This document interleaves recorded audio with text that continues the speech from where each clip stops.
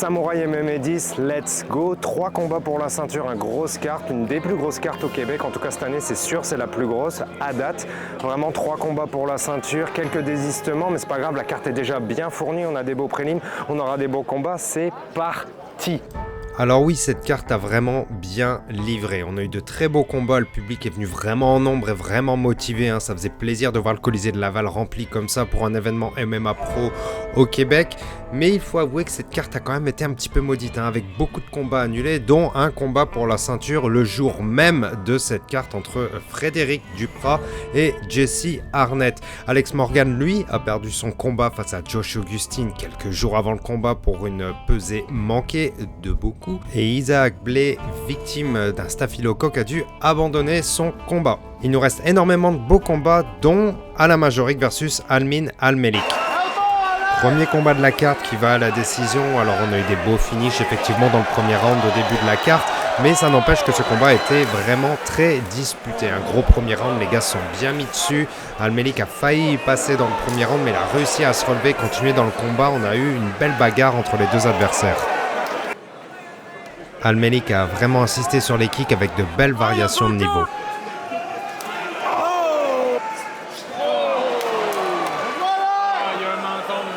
Effectivement, Majoric a un menton, il en a mangé quelques-unes.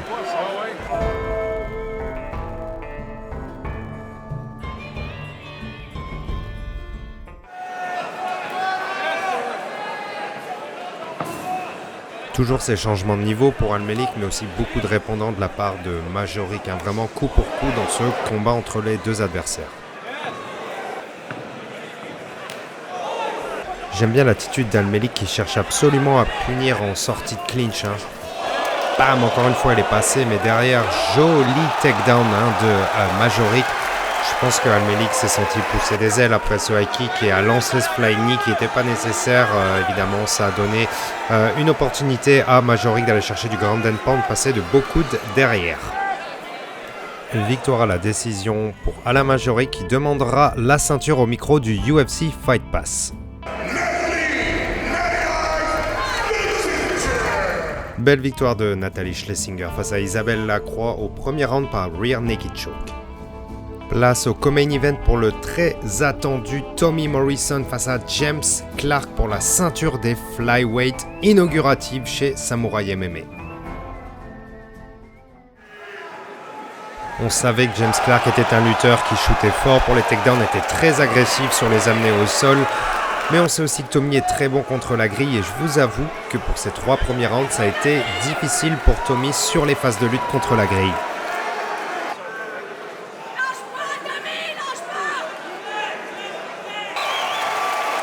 Toujours dans le premier round, et évidemment, dès qu'on revient de lui où le public est content, le public veut du stand-up, mais James continuera de shooter et shooter et shooter. Tommy trouvera des bons moments sur ses phases défensives où il arrivera à placer quelques coudes. Et on voit notamment James qui est mis en difficulté par ses frappes, mais il ne lâchera absolument rien sur les amener au sol. C'est vraiment un gros grinder de la lutte et de la grille. Forcément, Tommy se bat pour la ceinture, il est en train de perdre, il n'a pas le choix de rester actif, d'aller chercher des solutions. Il va chercher ce Kimura Trap pour potentiellement aller chercher une tentative de soumission. La meilleure défense, c'est l'attaque.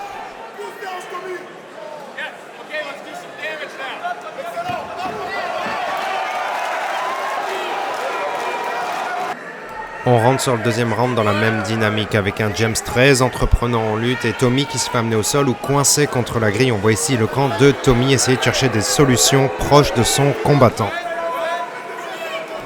Point important à mentionner, c'est qu'après avoir revu les images, en avoir discuté avec les gens qui ont vu les combats, c'est que même si Tommy a été dominé pendant 3 rounds, il n'a pas pris vraiment de dommages. On le voyait sur son visage à la fin du combat, il ne prend pas de gros coups. Son adversaire a aussi eu du mal à mettre en place tout simplement du ground and pound, mais aussi ses attaques en jiu-jitsu ont été vraiment stériles, j'ai envie de dire, sur Tommy. Là on voit une tentative de prise de dos, mais Tommy s'en débarrasse assez facilement et va même se relever derrière pour renverser la tendance.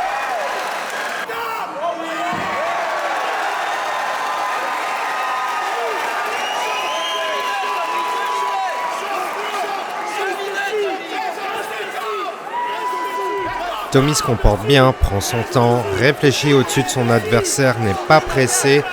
Ce qui est un peu énervant, c'est qu'on verra James vraiment là tricher pour le coup, parce que vous n'avez pas le droit de vous accrocher à la grille. Il le fait à plusieurs reprises avec ses doigts de pied, on le voit très bien. Et puis vous entendez le public qui crie parce qu'il le voit très bien sur l'écran. Oui, c'était de la triche, l'arbitre a dû intervenir à plusieurs reprises sur ce point.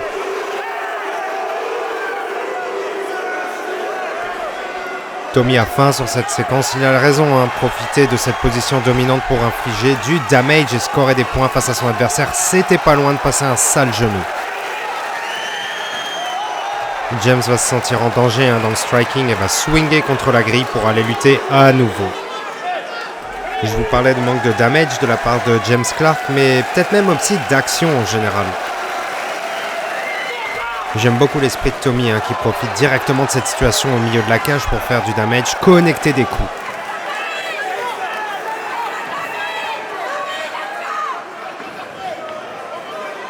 Mais James est aussi connecté quand il le faut.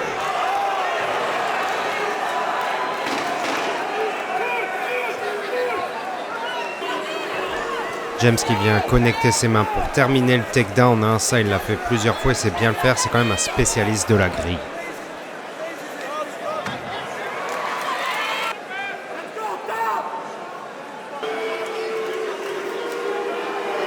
Et on cherche toujours des solutions du côté du camp de Tommy Morrison.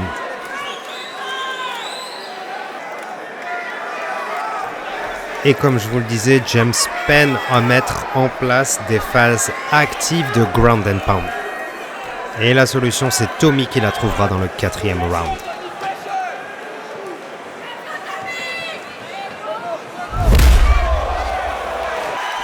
C'est ce genou qui sonnera le début de la fin pour James Clark, qui en plus semble sonner après s'être cogné la tête contre le mat directement derrière. Tommy en profite pour asséner du ground and pound.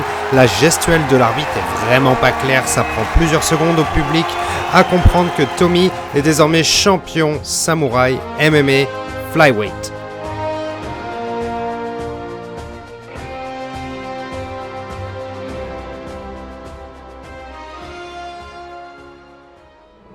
Place au main event de la soirée entre Danny Mallette de Québec et Jonathan Ramsey. Deuxième confrontation entre les deux combattants après Samouraï MMA 7, ceinture des welterweights en jeu.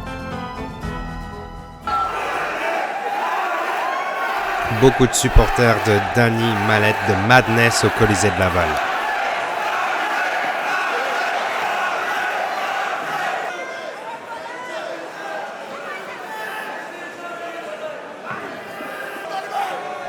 Beaucoup de prises d'infos en ce début de round et je trouve que c'est plutôt Jonathan Ramsey qui aura été plus agressif et entreprenant sur les premiers strikes.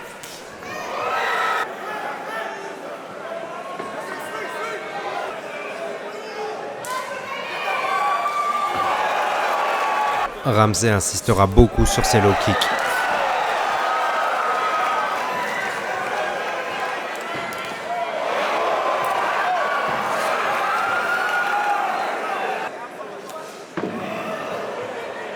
J'ai trouvé aussi Danny Mallette vraiment à l'aise sur la défense de lutte.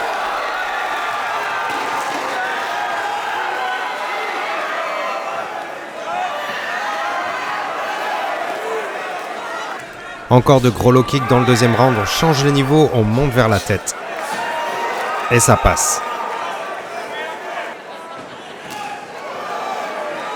Mallette travaille plus en counter sur les deux premiers rounds, laisse venir Ramsey et renclenche derrière, c'est pas mal fait.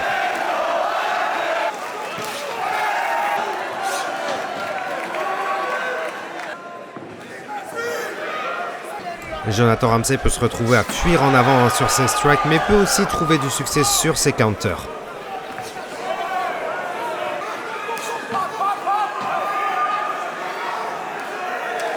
Let's go, on se chauffe sur les 10 dernières secondes.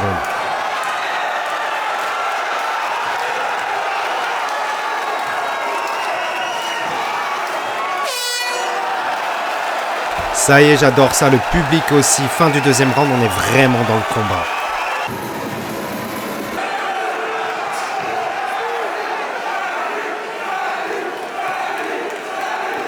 Ramsey continue de banker sur ses low kicks, bonne stratégie. Je me disais que Mallette pouvait pas en prendre autant sur 3 rounds.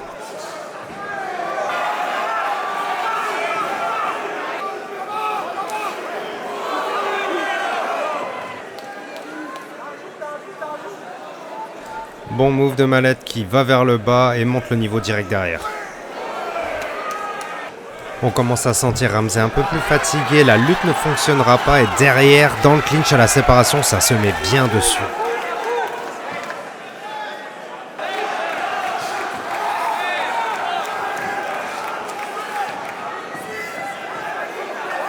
Je peux pas comprendre comment Mallet a pris autant de low kick et resté toujours sur ses jambes même s'il en a checké quelques-uns.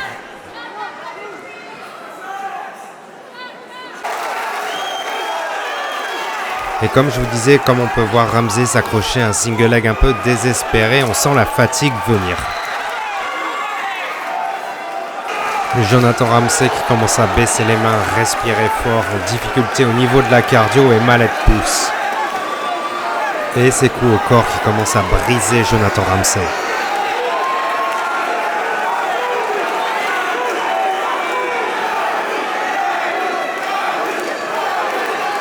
Et 2 strikes qui connectent et déstabilisent le champion. Mallet a le goût du sang.